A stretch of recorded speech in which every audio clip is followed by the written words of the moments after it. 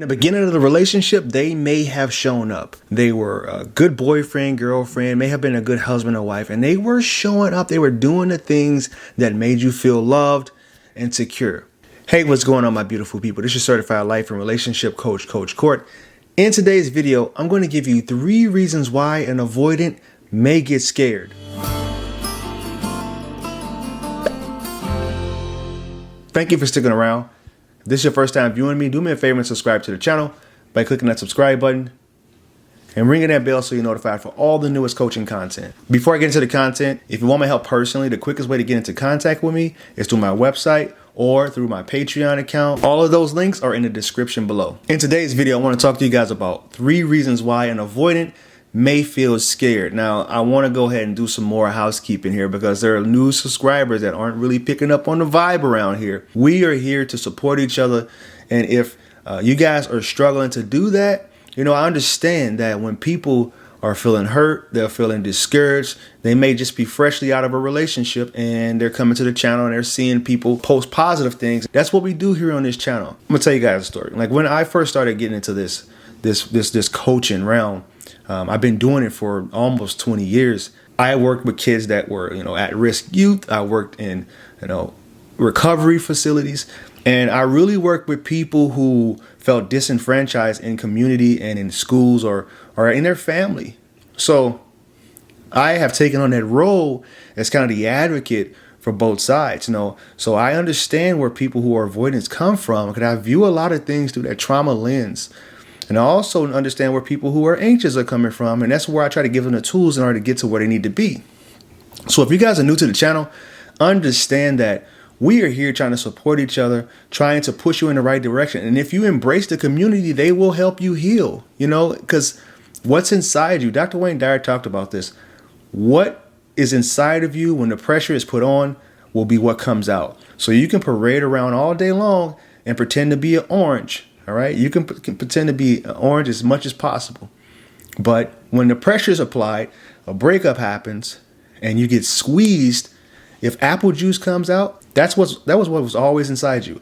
I talked about that on my Instagram account too. I posted that. If you guys don't follow me on Instagram, it's I am Coach Court. I appreciate you guys for allowing me to do that little housekeeping. Now let's get to the content. In today's video, I want to talk to you guys about 3 reasons why an avoidant may feel scared. Now I wrote a list here because I wanted to make sure that I was impeccable with my word, as always, like Don Miguel Ruiz in his book, The 4 Agreements, talk about. The very first one is they are afraid to hurt you. You have to think about this, all right? No one wants to be alone. And think about every relationship that you get in, even if you're a healthy person. You get into the relationship because you want that companionship.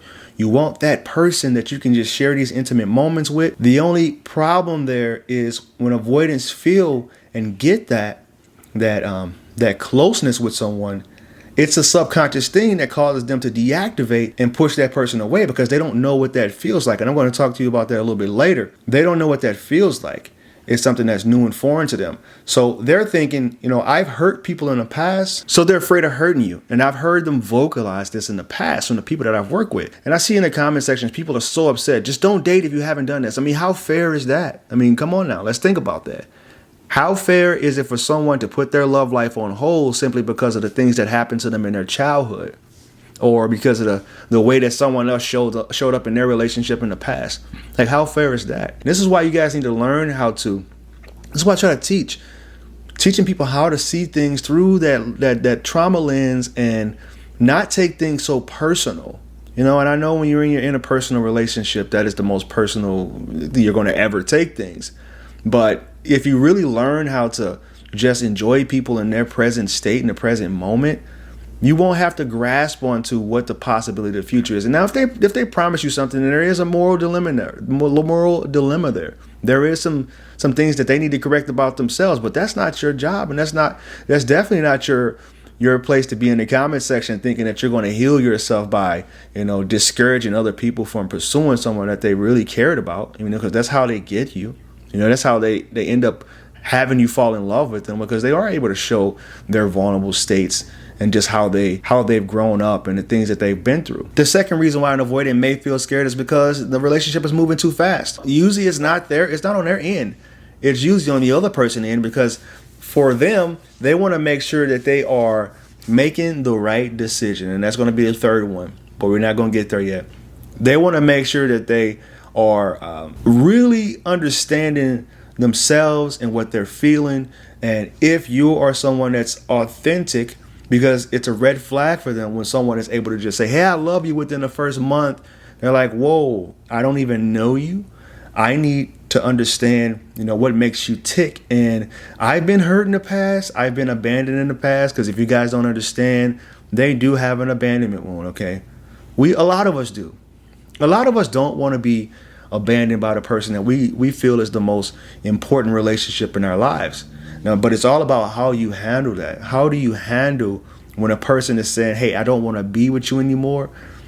And that sounds real callous to say it that way, but that's just what it is, and you can sugarcoat words all day, but it still doesn't help the end result, which is, hey, I don't want this anymore, and that's okay. So you have to learn how to let that go. So if you're moving too fast and they feel they're moving too fast, and a lot of times they feel like, well, I haven't felt this connection before, so they want to rush in and get all of that because they feel like, all right, I might as well indulge in this buffet of love and affection right now because I know it's not going to be there tomorrow. And this is what they talked about in the book Attached. And the last reason is because they feel like they may be making the wrong decision. This isn't for everyone. This is just a pattern, all right? I'm not going to talk in binary here because it's, there's a gray area. Everything isn't black and white. And I'm just basing all of this off of the people I've coached and experiences in my own life. They feel like they may be making the wrong decision because they were sure about people in the past. They were sure about relationships that they felt like was going to work out in the past. But then, of course, they started to see little flaws in them, little things that, were deal breakers, but they never communicated as deal breakers. So they really struggle to be able to attach to someone long term. And it's a very scary thing because they don't want to make the wrong decision. It's that, all right, I guess you can call it FOMO if you want to call it that, the fear of missing out. Or FOBO, or fear of a better offer. There's a couple coaches that I hear talking about that, but that's where they're at, and those are the three reasons why. And there's definitely more than just those three reasons. So I'm not going to sit here and say, hey, this is it. Like, stick to this because this is Bible. Like, because it's really not. Like, these are just some points that I decided to write down from the comment section and from the people that I've worked with in the past. So we all can take a little bit away from the way that a person that is avoidant is showing up. We should be able to have a better vetting process. If you're an anxious person, have a better vetting process on how we pick our spouses. Like, we definitely don't want to be a person that's just rushing right in. I got a video here on the channel that talks about the 90-day rule. Like, you need to be able to date properly. That's the most important decision that you can ever make, is the person that you're going to spend, the rest of your life with. And, it doesn't really work out all the time. So if you found this video of any value, please click this link right here, where I talk about why the avoidant won't chase. And if you want to follow me on my other social media accounts, Twitter, Instagram, Facebook, is I am Coach Court. And always remember this: when you go be love, you'll never have to find it. Namaste.